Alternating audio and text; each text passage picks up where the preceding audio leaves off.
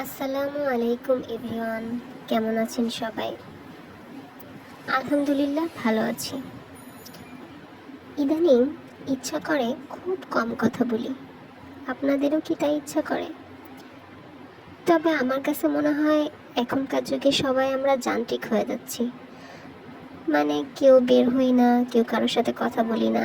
একই বাসায় এক রুমে থাকা সত্ত্বেও সবাই যে যার মোবাইল নিয়ে ব্যস্ত, কথা বলার সময় নেই। কিন্তু আমাদের শৈশবের কথা এখন খুব মনে পড়ে। আগে কারেন্ট চলে যেত। আগে তখন চার্জার ফ্যান ছিল না, আইপিএস ছিল না, এসি ছিল না। তো সন্ধ্যা হলে যখন দেখতাম কারেন্ট চলে যাইতো, তো আমাদের একটা সুযোগ থাকতো যে আমাদের আর পড়া লাগবে না। তো আম্মু ঘর বাড়ি তালা দিয়ে রাস্তায় বের হইতো।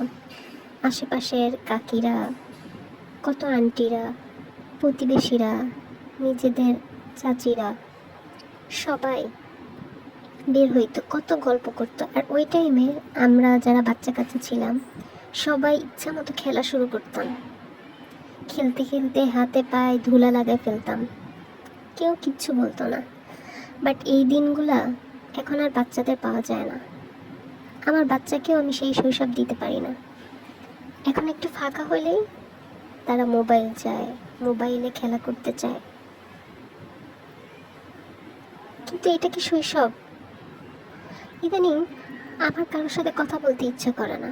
মনে হয় এই কথা বললে কেউ আমার কাছ থেকে কষ্ট পাবে, আবার মনে হয় আমি কারোর কাছ থেকে কষ্ট পাবো।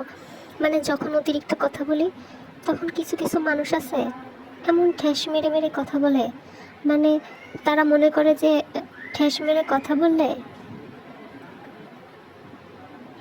খুব আনন্দ পাওয়া যায়। কিন্তু আসলে কি তাই? যে কষ্ট পায় সে বুঝে যে আনন্দটা কোথায়।